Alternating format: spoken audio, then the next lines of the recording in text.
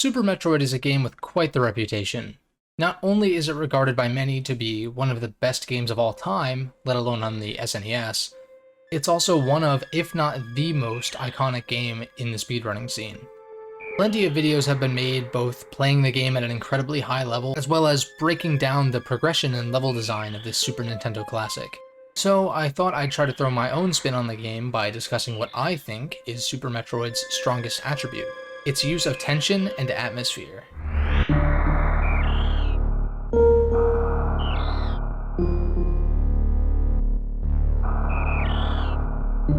If you want the full backstory of my experience with this franchise, I encourage you to go back and watch my previous videos on Metroid Zero Mission and Samus Returns. The last Metroid is in captivity. The galaxy is at peace.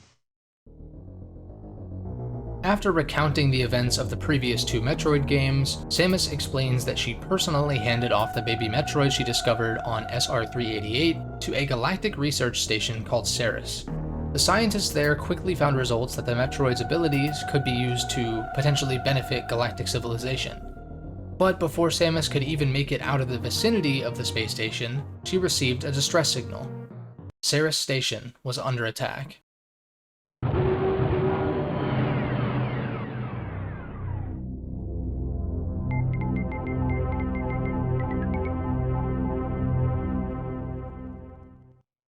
Upon gaining control of Samus, so begins what I've decided to call the cycle of tension. Although Samus received a distress signal, there doesn't appear to be anything here, but you know there must be.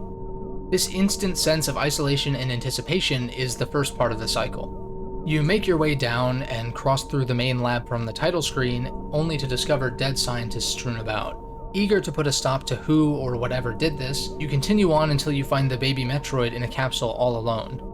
Could the assailants have ran off or been defeated by something else? And in that moment of thought, everyone's favorite space dragon slowly reveals himself from the shadows. Asking the player to take on Ridley this early would prove to be no easy task, but thankfully after a brief confrontation he suddenly flies off as the self-destruct sequence initiates. And so you book it out of the space station as fast as you can. This is the second part of the cycle, which typically constitutes an encounter of some kind and/or a change to the environment. After escaping the explosion by what feels like the skin of your teeth, Samus follows Ridley to a familiar location, the setting of the very first Metroid game, planet Zebes. This final part of the cycle is comprised of triumph over the previous challenge, as well as a sense of empowerment, which in almost every other iteration of the cycle throughout the game would result in some kind of substantial upgrade to Samus's arsenal, typically one that greatly expands the number of areas she can explore. Now, I could sit here and go meticulously through every iteration of this cycle like I just did, but to save a little bit of time, I'll talk through one more example in full, and then a few others in a slightly more condensed fashion. Arriving on Crateria for the first time gives the same sense of tension as Ceres, if not more, given the rainstorm and thunder in the background. You enter the only door you can, only to find the area is completely empty, until you stumble upon the final area of the first Metroid game, Tourian. Tourian also appears to be completely abandoned, and you can see the remains of the wreckage Samus caused the last time she was here. You make your way to an elevator that takes you down to another familiar locale, being the first area from the original Metroid game, Brinstar. This time though, instead of the upbeat and heroic theme of the original, the same ominous tune from when you arrived continues to play. Recalling what I said about the first game, you head to the left to find an alcove containing the morph ball, only this time, what looks to be a camera in the shape of an eye opens and starts tracking Samus's movements. Also, I never noticed this, but the head statues on either side of you actually turn towards Samus when this happens. Man, I can only imagine playing this game back in '94. Nothing of note happens, so you continue about your business. If you explore a little bit, you'll find missiles and another one of those eye cameras. After exploring what you can and returning to the elevator you used before, you re-enter the destroyed Mother Brain room, only for the music to suddenly change, as well as a welcome party in the form of space pirates. After clearing your way back to Crateria, you notice it's now crawling with life. The planet is awake once again. With your newfound powers from old Brinstar, you gain access to a Chozo statue containing the morph ball bombs. Before you can leave, however, the door shuts and the statue that normally provides a sense of comfort stands up and starts attacking Samus. With your freshly discovered trust issues in tow, you break through a wall you couldn't previously get through and make your way to a new portion of Brinstar, which also happens to contain one of my favorite tracks from this game and the whole series. Honestly, the mood provided by this track makes me think this entire section could serve as the empowerment section of this cycle, since it ends with you locking yourself deeper into the planet, starting the next buildup of tension. Now for some other brief examples of this cycle throughout the game. Norfair feels ominous and dangerous until you find yourself dropped right into Crocomyre's lair. After the most hardcore death in 16-bit gaming, you acquire the grapple beam, allowing you to access the wrecked ship back on Crateria. Upon making it back to the surface, the previously ambient track that was playing is replaced by one that embodies Samus's now powered up state, indicating her readiness to tackle this next challenge. When you arrive at the wrecked ship, it's powered off, and it appears that the only residents there are of the spectral variety. Upon making your way into the depths of the ship, you discover the ghostly Cyclops brain himself, Phantoon. Defeating this nightmare creature turns the ship back on, giving you free rein to explore the rest of the ship, and bringing previously slumbering creatures out of the woodwork. This section ends with Samus acquiring the gravity suit, which allows her to proceed to the underwater realm of Meridia without moving in slow motion. Because this cycle is repeated throughout pretty much the whole game, I should note that each progressing area that you explore is more unsettling than the last, so it doesn't feel like the game is simply repeating itself with a fresh coat of paint. As you get deeper into Zebes, that sense of being in an alien environment where you're not welcome becomes more and more apparent. I think Lower Norfair epitomizes this feeling, not only in atmosphere and mood, but in difficulty as well. I hadn't ever considered Super Metroid to be a particularly difficult game, and I even remember defeating Ridley handily the first time I managed to play it all the way through. Now either that memory is faulty, or I simply had less energy tanks and reserve tanks this time around, because Ridley kicked my ass repeatedly. After bashing my head against the wall for a while, I was finally able to take down the Wicked Wyvern, only to find the baby Metroid's capsule broken on the floor in the next room. With all 4 major bosses defeated, you head back to the statue room in Crateria to gain access to the final area of the game, a newly built Tourian. As you make your way through the portions of Tourian the space pirates haven't industrialized yet, you see husks of several very powerful enemies, only to witness what's been happening to these creatures in the heart of Zebes. A giant Metroid like you've never seen before swoops in on its prey, with its next target being Samus. Now you can do a speedrunning trick where you repeatedly space jump around the Metroid to avoid getting caught, but in reality you are intended to get caught.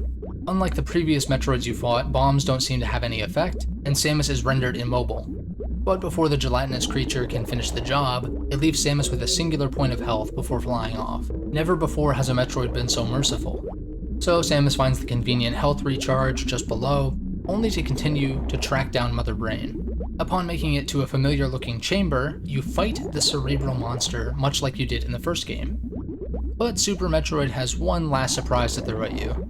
The seemingly defeated Mother Brain suddenly begins to stand up, revealing the homunculus she's been turned into, likely as a last resort in case something like this were to happen.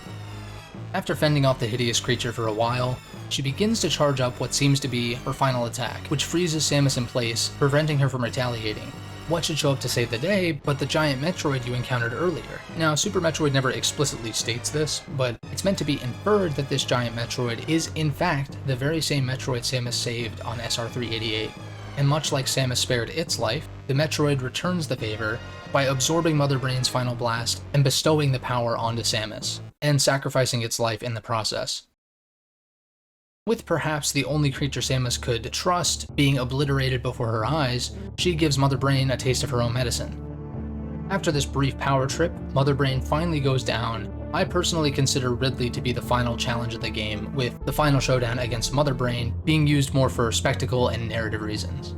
This triggers another escape sequence, in which you can save some friendly creatures that you may have found earlier, if you're willing to spare a few frames that is, and Samus is able to make it off the surface of Zebes, just before it completely blows up. And if you did save those animals, there's a tiny glimmer of foreshadowing, also escaping the explosion. With the space pirates and Mother Brain defeated, and the final Metroid laid to rest, thus concludes yet another mission from bounty hunter Samus Aran. Now, that was a lot of talk about atmosphere, and that's all fine and good, but you may be wondering how Super Metroid actually plays, and I'm glad you asked. Super Metroid's controls can be hard to come to grips with. I can't speak to that much now, since I first played the game over a decade ago, but I do remember getting stumped by techniques like the wall jump and shine spark. as well as not even realizing there was a run button. That's right, I fell victim to the noob bridge back in the day. Feels bad, man. Despite Super Metroid having what I would consider an above average skill floor, this comes an exceptionally high skill ceiling. Seriously, if you haven't ever watched a Super Metroid speedrun, it's pretty incredible all that can be done to blitz through Zebes. I've really grown to like the way Samus moves in Super Metroid. It feels more weighty and deliberate than the GBA games, for instance, and as much as I enjoy the way the GBA Metroid games play, I wouldn't want to see this aspect of Super Metroid's gameplay altered. The only thing I would want changed in Super Metroid is the way the actual controls are mapped. Now, before you furiously type in the comment section that you can in fact remap the controls in Super Metroid, you'd be correct, but you're missing my point. I much prefer the way secondary weapons were handled in the GBA games compared to Super. Cycling through missiles, super missiles, power bombs, grapple, and potentially X-ray visor in the heat of battle can be annoying, which is partially why it's best to just use a fully powered charge beam when you can. It also seems to be more effective than Samus's other weaponry, so maybe the devs were aware of this potential frustration. It is something you can get used to, like anything, but it feels unnecessarily clunky to me. I much prefer the method of simply holding R for missiles and power bombs. That and the auto run from Fusion and Zero Mission are literally the only things I would change in the event of a re-release or remaster. Something that I know fans are understandably wary of, but even in the event of something like that coming out subpar, the original will still exist in its full glory. Well, that's pretty much all I have to say about Super Metroid. There's a reason it's regarded as highly as it is, though I can see where newer players are coming from when they have frustrations about the controls or the physics. I still consider Super Metroid to be the best and my personal favorite 2D Metroid game, and I plan to revisit it more often than I have in recent years. Maybe I'll even try out a randomizer or some speedruns at some point, which you'd find over on my Twitch channel and possibly on my second YouTube channel, Cobra Codex Gameplay, where I upload most of my streams for games I intend to cover on here. If you enjoyed, don't forget to like and subscribe, and I'll see you guys next time.